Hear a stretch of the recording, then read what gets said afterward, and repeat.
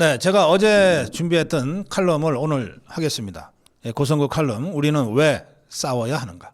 김문수의 출마 선언을 보면 당대표가 되어 이재명 정권의 폭주를 막겠다. 그러면서 국민들께서 묻고 계신다. 국민의힘은 왜 싸우지 않는가?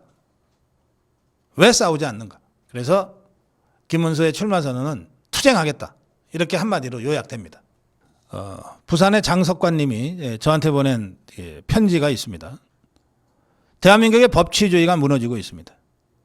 윤상현을 시작으로 임종득, 이철규 그리고 고석 원외위원장까지 야당을 겨누는 무자비한 탄압의 칼날이 멈추지 않고 있습니다. 참고인 신분임에도 소환이나 이미 제출 요청도 없이 사무실과 주거지까지 불시 압수수색하는 행태는 명백한 불법이고 과잉수사고, 명백한 과잉수사고 법의 기본 원칙마저 무너뜨리는 폭력입니다. 더욱 참담한 것은 머지않아 자유우파의 입에 재갈이 물려지는 날이 올지 모른다는 것입니다. 이럴 때일수록 우리 모두가 부당함에 침묵하지 않고 분노와 용기를 모아 싸워야 할 때입니다. 마지막 남은 자유우파 유튜버들의 역할이 더욱 소중해졌습니다. 작은 허물은 뒤로 미루고 모두가 힘을 모아야 할 때입니다. 주머니가 비어 있다면 마음으로, 조금이라도 여유가 있다면 힘을 보태 흔들리는 정의를 되살려야 합니다. 이렇게 투쟁해야 된다는 편지글을 저한테 보내셨습니다. 내란 특검은 윤석열 대통령 내란 특검이 아니고요.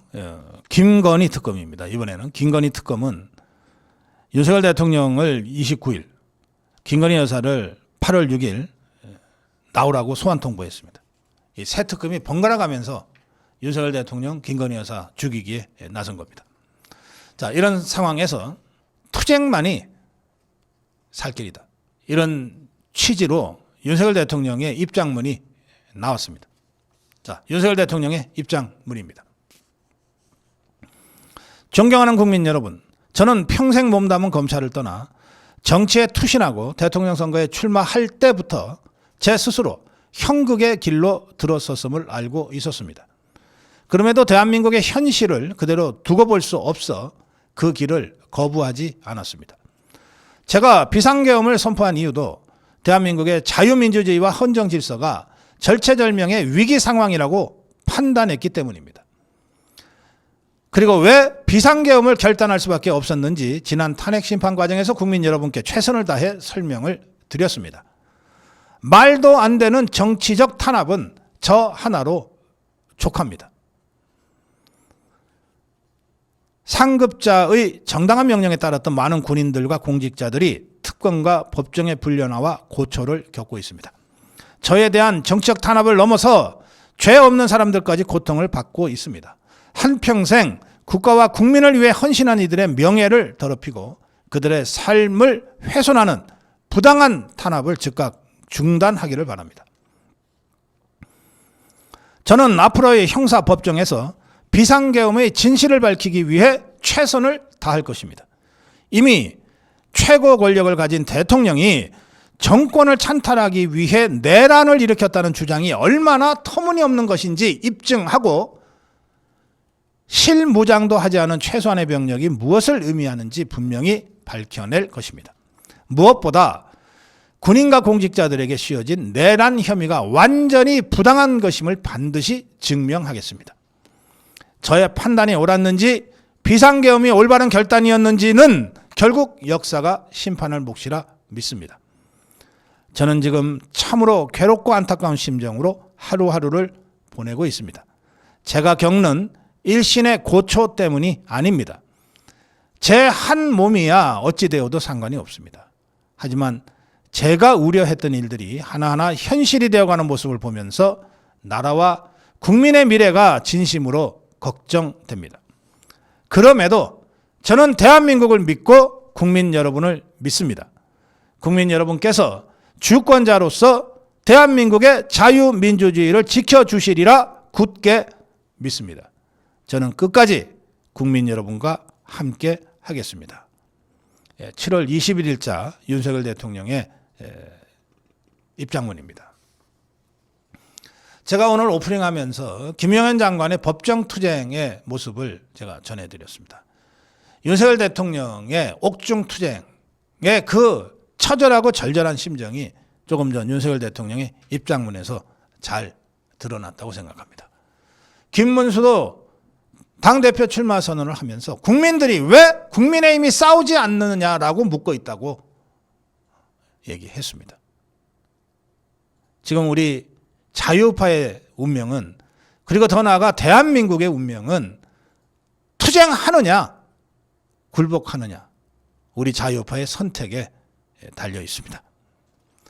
여러분, 독재는 적당히가 없습니다.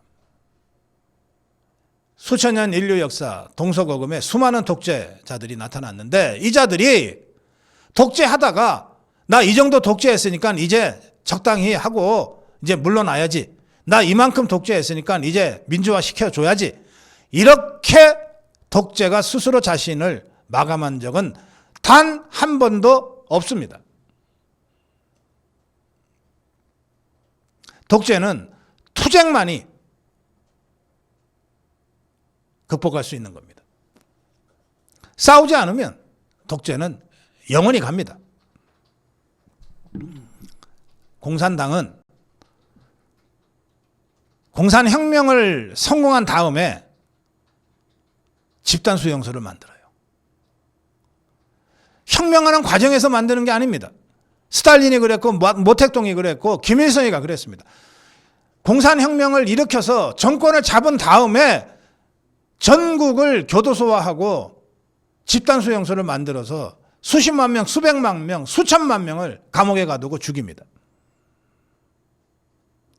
공산혁명은 끝이 아니라 새로운 탄압의 시작이에요. 어떤 경우에도 투쟁 없이는 이 독재 권력을 넘어설 수가 없습니다. 독재 권력이 때로 타협할 때가 있어요. 때로 양보할 때가 있습니다. 절대 자기들이 알아서 양보하거나 자기들이 알아서 타협하지 않습니다. 투쟁만이 그들을 후퇴시키고 투쟁만이 그들로 하여금 타협하게 만듭니다.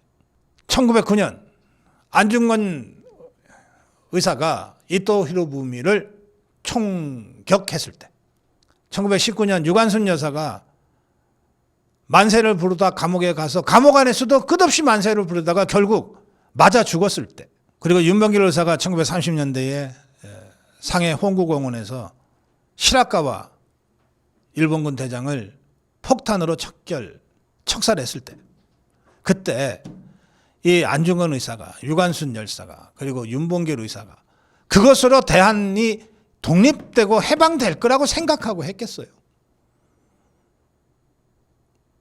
그걸로 대한민국이 해방될 거라고 생각하지 않았어요. 이 세 분은. 그러나 했어요. 왜? 그렇게라도 해야 저 일제의 폭압을 조금이라도 늦추고 조금이라도 양보를 받아낼 수 있으니까. 투쟁만이 독재를 후퇴시킵니다. 지금 우리가 이재명 종북주사파 개딸 권력과 마주하고 있어요. 괴물 독재 권력의 모습이 집권하자마자 나타나고 있습니다. 왜 싸워야 하는가? 자명합니다. 대한민국을 지키고 우리 자유우파를 지키고 우리 국민의 생명과 안전을 지키기 위해서 싸워야 하는 겁니다. 자유우파도 이제 모든 걸 걸고 투쟁하는 그런 세력으로 재편돼야 됩니다. 국민의힘 또한 싸우지 못하는 정당이면 없애버려야 합니다. 싸울 수 있는 정당으로 거듭날 수 있는 마지막 기회가 이번 전당대회입니다. 전한길은 윤석열 대통령과 함께 할 것이냐 말 것이냐를 묻겠다 그랬는데, 저는 투쟁할 것이냐 말 것이냐를 묻습니다. 투쟁할 것이냐 굴복할 것이냐. 이 선택이 작게는 국민의힘의 운명의 선택이고 자유파 국민 모두의 선택이고 더 나아가서 대한민국의 운명을 가르는 선택이 될 겁니다. 네, 오늘 고성호 칼럼, 우리는 왜 싸워야 하는가?